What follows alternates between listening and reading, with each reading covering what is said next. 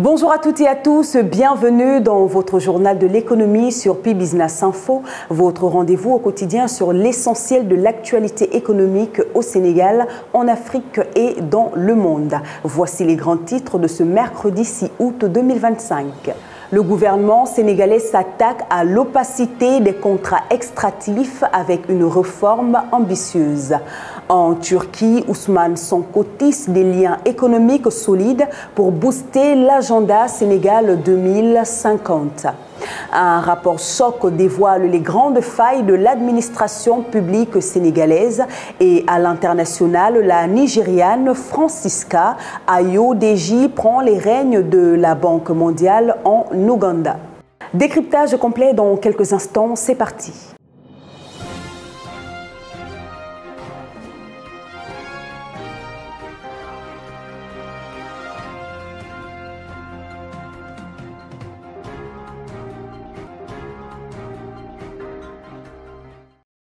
Ousmane Sonko en Turquie, un partenariat économique stratégique. Après la Chine, cap sur la Turquie pour le Premier ministre Ousmane Sonko. Accompagné d'une forte délégation, il entame une visite officielle du 6 au 10 août pour renforcer les liens économiques, dans la ligne droite du plan de redressement économique et social. Cette visite vise à attirer des investissements, favoriser le transport de technologies, et diversifier la base industrielle sénégalaise en s'inspirant du modèle turc. Zone économique spéciale de Dias, 2 projets industriels d'envergure annoncés. Bonne nouvelle pour l'industrie sénégalaise. Une usine de production de matériaux préfabriqués va voir le jour dans la zone économique spéciale de Dias grâce à un partenariat entre l'APIX, l'Agence pour la promotion des investissements et les grands travaux de la SICAP. La société immobilière du Cap-Vert pour un investissement de 100 millions de dollars à la clé, 1200 emplois directs et 2700 indirects. En parallèle, une unité pharmaceutique sera bientôt construite pour produire des solutés médicaux, renforçant la capacité de la PNA, la pharmacie nationale d'approvisionnement. Source Sénégal, le numérique au service des partenariats publics-privés. Le gouvernement lance Source Sénégal, une plateforme numérique innovante pour la gestion des partenariats publics-privés. Elle permettra de digitaliser toutes les étapes des contrats, améliorer la transparence, réduire les délais et moderniser l'administration publique. Le ministre Abdourahmane Sarr appelle à son adoption rapide dans tous les ministères et agences publiques. Secteur extractif vers des contrats transparents et équitables. Le gouvernement sénégalais annonce une réforme en profondeur des contrats miniers, pétroliers et gaziers. Objectif: mettre fin à l'opacité, garantir une meilleure redistribution des richesses et instaurer des partenariats gagnant-gagnant. Selon le ministre Birame Souleye Diop, cette réforme vise à bâtir un cadre juridique moderne, équilibré et souverain pour que chaque contrat devienne un outil de justice sociale au bénéfice des populations. Horticulture, l'État veut en faire un levier de souveraineté alimentaire. L'État veut redonner un souffle à l'horticulture. Lors du premier forum national tenu à Diamniadio, le ministre Mabouba Diagne a insisté sur l'urgence de professionnaliser la filière. Le pays importe encore plus de 347 000 tonnes de fruits et légumes. Un plan ambitieux est en cours. Construction de hangars frigorifiques, digitalisation, appui aux coopératives et nouveaux mécanismes de financement sont à l'ordre du jour pour renforcer la compétitivité du secteur. À Dagana, les riziculteurs privés demandent un gel des importations. Les producteurs de riz de Dagana tirent la sonnette d'alarme. Leur récolte peine à trouver preneur à cause de la concurrence des importations. Daouda Gueye, président de leur association, plaide pour une suspension temporaire des importations afin de permettre l'écoulement de la production locale. protéger les investissements et éviter l'effondrement de la filière. Un appel aux consommateurs locaux est ainsi lancé. Réforme du secteur public, des failles profondes mises à nu. Le rapport général sur la réforme du service public a été rendu public.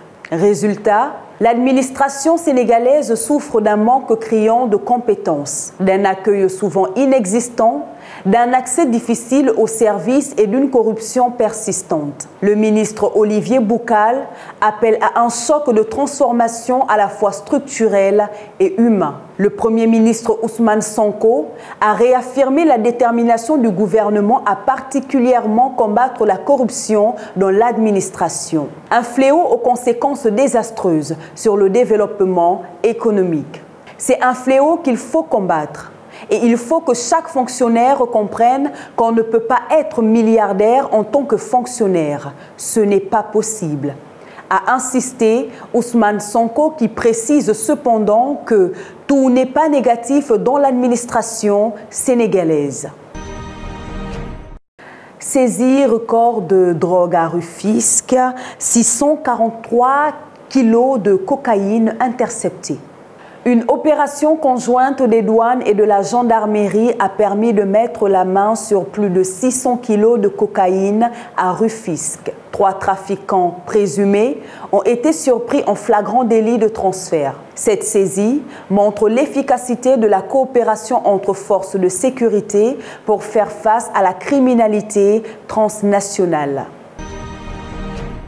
Kolda, l'ADC, Ninaba réceptionne du matériel agricole pour booster la production locale.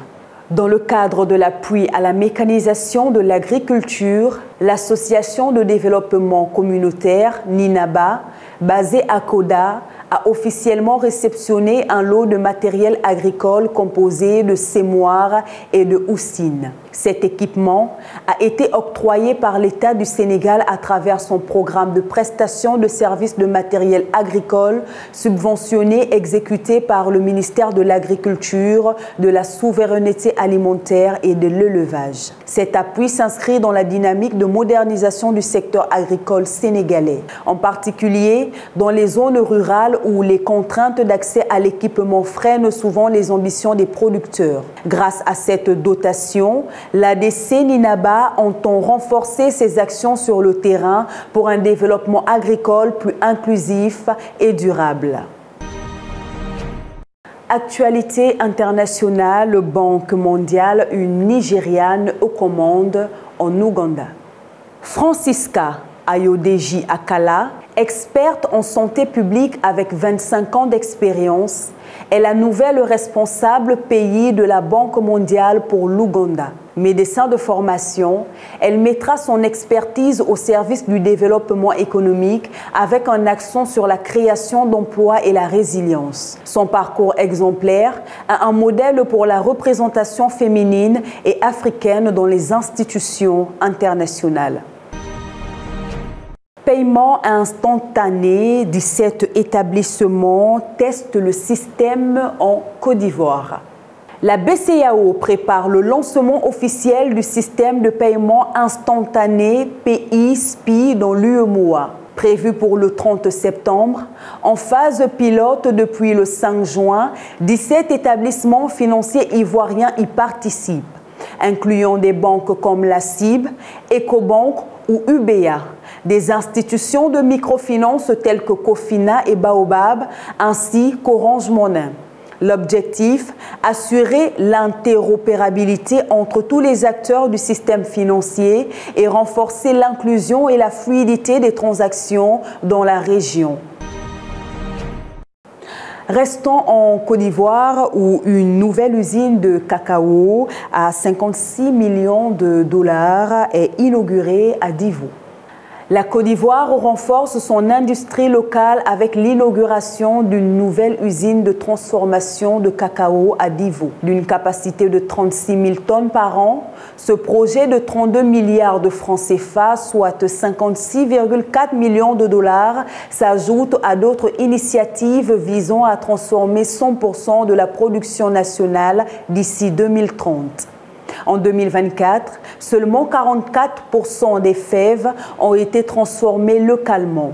Le pays cherche ainsi à créer davantage de valeur ajoutée, notamment par l'exportation de produits transformés.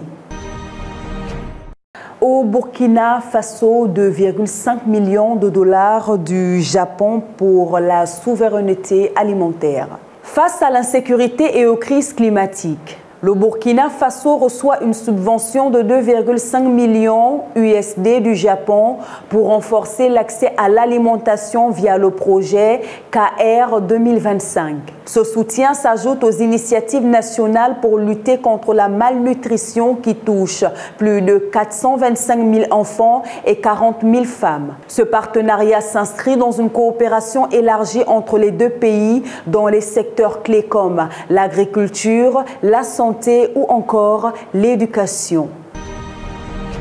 Santé, John Mahama convoque un sommet africain pour repenser la gouvernance mondiale. L'ancien président ghanéen John Mahama a réuni ce 5 août à Accra des dirigeants africains pour redéfinir la souveraineté sanitaire du continent. Objectif, promouvoir un leadership africain fort, créer un groupe présidentiel de réforme, lancer l'initiative SUSTAIN et adhérer au pacte d'Accra. Ce sommet intervient dans un contexte de baisse de l'aide internationale et face à des défis sanitaires persistants en Afrique, qui portent 25% de la charge mondiale des maladies avec seulement 1,3% du personnel de santé mondial. Visa américain, certains ressortissants africains devront bientôt payer jusqu'à 15 000 $ de caution.